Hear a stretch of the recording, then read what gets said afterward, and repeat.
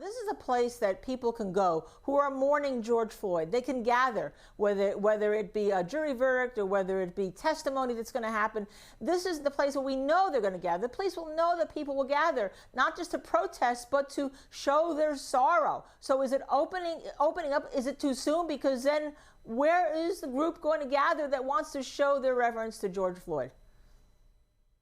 I agree it's too soon, Linda. Why not wait just 1 month, right? And we're on law and crime right now, but really we should be talking about law and politics. And politics has nothing to do with the law. We know that political decisions are made every day by elected officials. The $27 million settlement was a legal decision, but it was also a political one.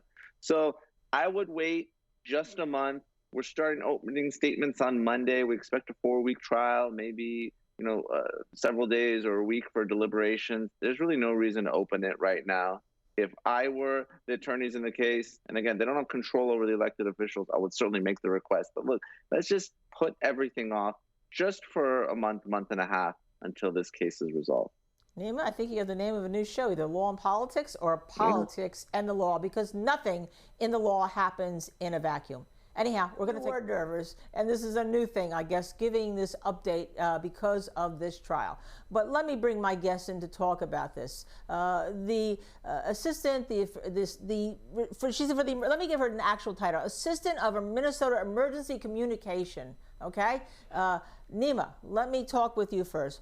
With the fact that we already have an overload on the 311 line and the 911 line, and I assume there's going to be more action once this trial started, is there some kind of danger that is posed by this trial that we would not ordinarily see just because there are overloaded lines and because people are calling when they don't have to call and people are calling when they do have to call and can't necessarily get through? Let's be honest, Linda, there is danger. If Derek Chauvin is acquitted, there's going to be significant civil unrest. People are going to be really upset. There's going to be a lot of pressure on this jury to return a conviction. Now, if there is a conviction, but let's say it's manslaughter, I think that would still be a loss for the prosecution. I can't imagine that people are going to be upset. Hopefully, law enforcement is prepared and will account for all contingencies when the jury starts deliberating here, unlike really what happened this summer when they were not ready. So, Mike Korobonics, they're going to open what is called the autonomous. We have women on this network who are trial attorneys, okay? Not that I want to be in this case, okay? Because I don't. But when you're talking to the jury, and you are Mr. Nelson, by the way, who I think has made a wonderful connection so far with those jurors. He's got, when I meet you at a party. But I'm going to ask you this. So, Neama Rahmani, you are, put yourself in Mr. Nelson's shoes, or in the process, let's put yourself in the prosecutor's shoes. When you and I meet at a party, what are the 3 things you want to tell me as to why there's no lead women attorneys dealing with the jurors before selection? Linda, I don't have an answer for you. And I'm sure the attorneys, the trial counsel, they're competent, but it's a bad look to have a bunch of white dudes trying the case. Diversity is important. Appearances are important, especially in this case where the #1 issue is race. Not only are there no women, there are no attorneys of color.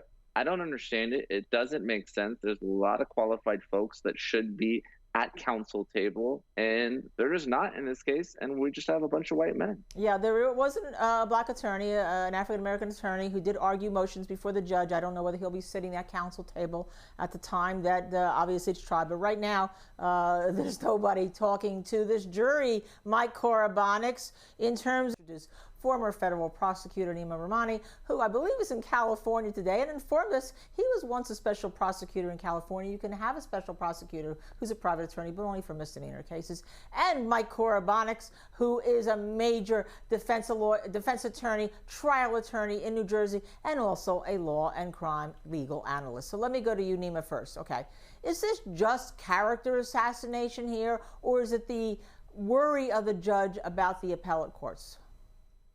Or is it relevant? Well, it is the worry about, yeah.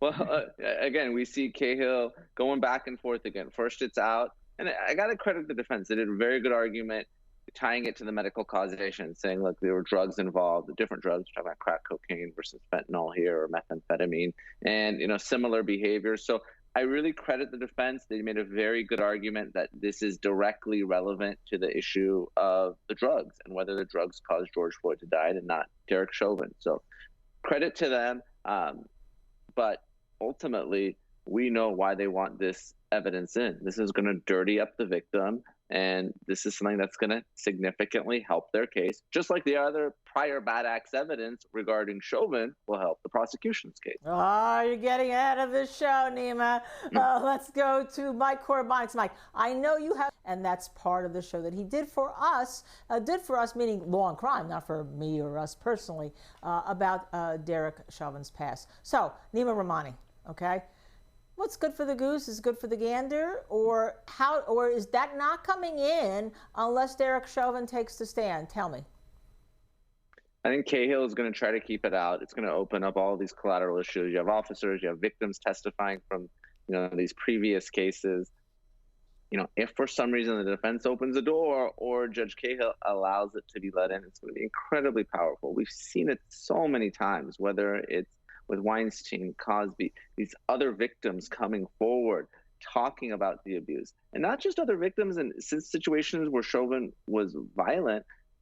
What about the incident where Chauvin did the right thing? He used the restraint, right, one of the instances, and then immediately after the cuffs were applied, he releases the pressure, he rolls the suspect over, completely opposite of what he did here. So that would show that he really knows how to properly use this technique, chose not to do it in this case, and that's how you might get that intent for second or third degree murder. So Mike Corbonics, law and crime legal analyst, may not be on the final jury. He talked about he respects Blue Lives Matter, but he doesn't think the police have done enough to advance the issue of gun reform, dealing with the issue of gun control. Now, this case has brought up a lot of issues.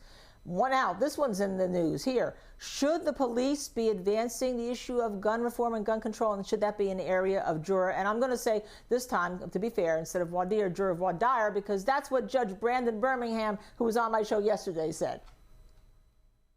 Well, I agree that any questioning regarding law enforcement and their role and what's appropriate, that's all fair game.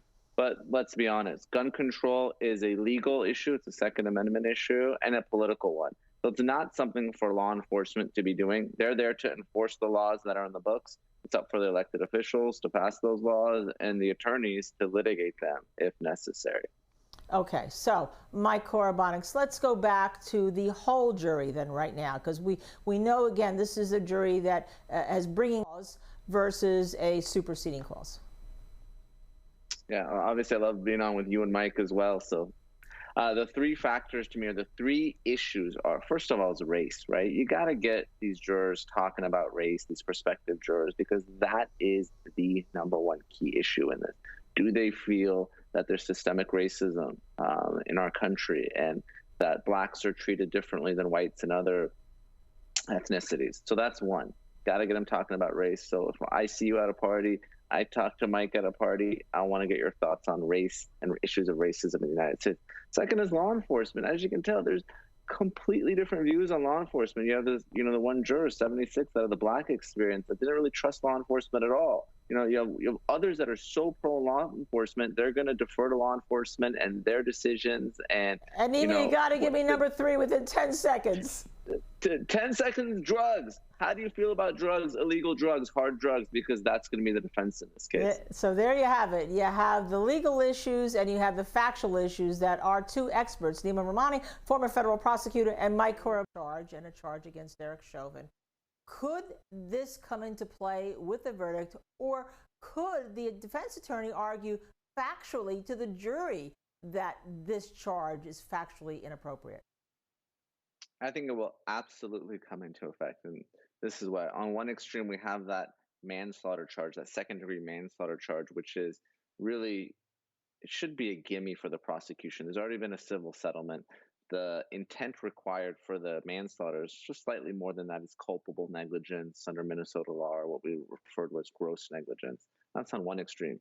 On the other, you have the second-degree murder charge that requires the intent to commit the underlying assault. So it's going to be a little bit tougher to get that for the prosecution. So as sort of a fallback, you have that third degree, which just requires the depraved mind. Now, not all states have it. Minnesota is one of the few jurisdictions that does.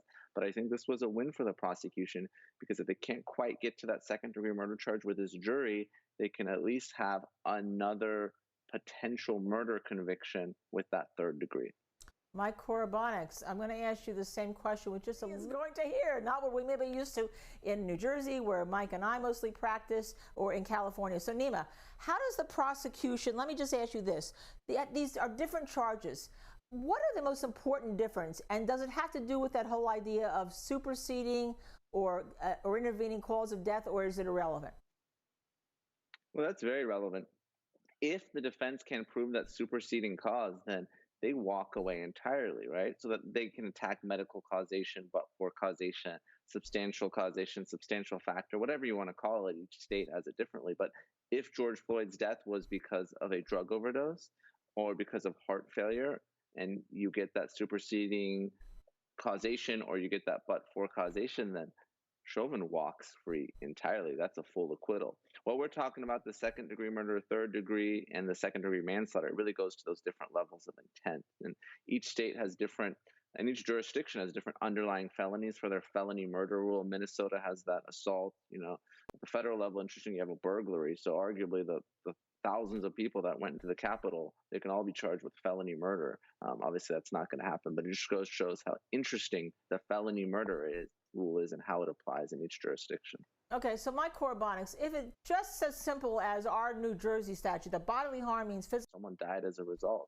No different from you or I driving our car and killing someone. It doesn't require that, that different specific intent that's required for murder. The depraved mind is interesting, and I think that the prosecution will get there. It really takes a depraved mind to sit on someone, apply that pressure with their knee for 8 minutes and 46 seconds. And I'm sure the state's going to go through every second there, as well as what the bystanders were saying, as well as what Officer Lane said, asking if he should relieve the pressure. So I think we will get to that depraved mind. The question is that assault.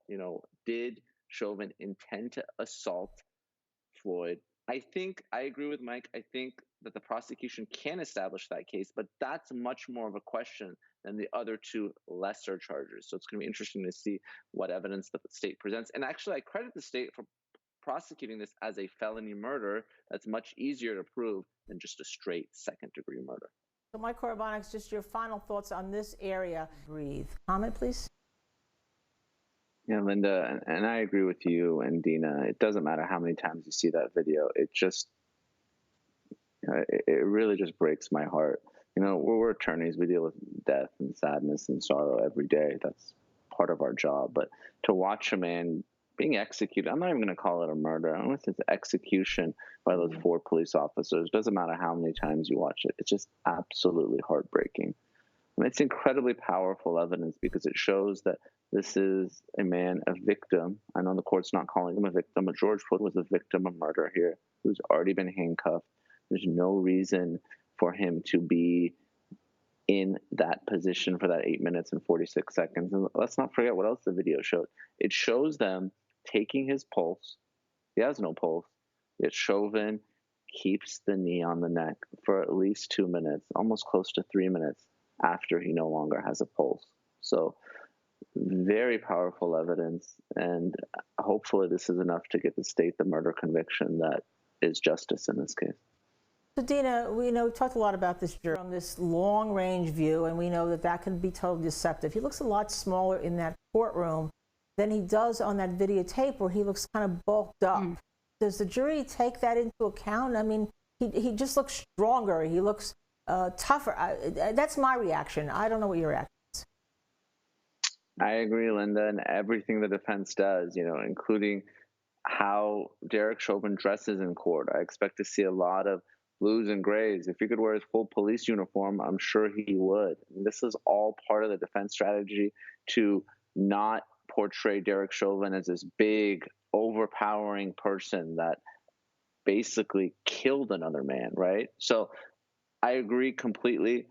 Everything the defense does, everything the attorneys do, this is all calculated. It's part of the story that they want to tell the jury because, let's be honest, trial attorneys are just storytellers. Right, and I've been in cases where the judge has allowed a camera on my client as I'm sitting right next to my client, and everything you do. There is a young man who obviously is the carjacker. He's being taken into custody, and somebody else who's supposedly his acquaintance gets punched by a Minneapolis police officer. Now, I heard the news reporter, the reporter who was really dogged trying to ask that question, but I didn't really hear an answer to that as to whether or not that was appropriate. Well, it's not appropriate, Linda, and regardless of whether someone's been accused of a crime, video has completely changed the game. You know, and we've come a long way since Rodney King, who was also accused of a crime. There is no excuse for law enforcement to use any more force than necessary to put a suspect in handcuffs, right? And punching is never appropriate. What does punching do, or striking a victim? These are the types of things that cause the public to lose trust in law enforcement and creates many of the problems we have in our criminal justice system.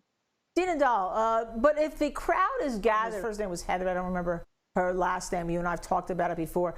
She can say why she said something. She can't make an ultimate determination in the Floyd video that she could have saved his life. But answer me the first two questions. Is this directly as a result of George Floyd? And number two, how does these statements about the 1-2 minutes, we got to get people immediate treatment, come into the Floyd trial, if at all?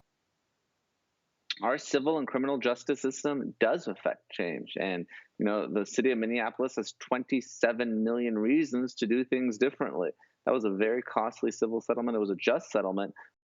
But we see that big payouts like this cause folks to change their practices. You know, with respect to the statement of, you know, a matter of minutes or seconds can save someone's life, no question, that's an argument that's going to come in. I don't think the police chief's statement can come in because he's not a medical expert. With someone like a MD or a pathologist or maybe even an EMT can opine to that. And had Chauvin released the pressure, maybe even minutes before, George Floyd may still be alive today. So that's certainly an argument and evidence that we're going to hear at trial. Okay, so one interest. Maybe you didn't write down what you told our viewers were your best shall we say, lawyer projections is what's going to happen. So tell us again, what do you think the verdict will be in this trial? Linda, I'm going to go on record because I'm not going to see you until next week after trial started, so let's do it. Manslaughter, absolutely. The second degree, the state's going to get a conviction. I think they're going to get a conviction on the third degree as well. Chauvin did show that depraved mind. Second degree is the toss-up. I'm hopeful that justice will be served. I don't have a lot of confidence in this prediction, but I'm also going to go with the conviction on the second degree. But I'm very, very confident on the manslaughter and the third degree. The jury will definitely return those. And I'm hopeful and there you have it from my two guests. I won't see you till next Tuesday.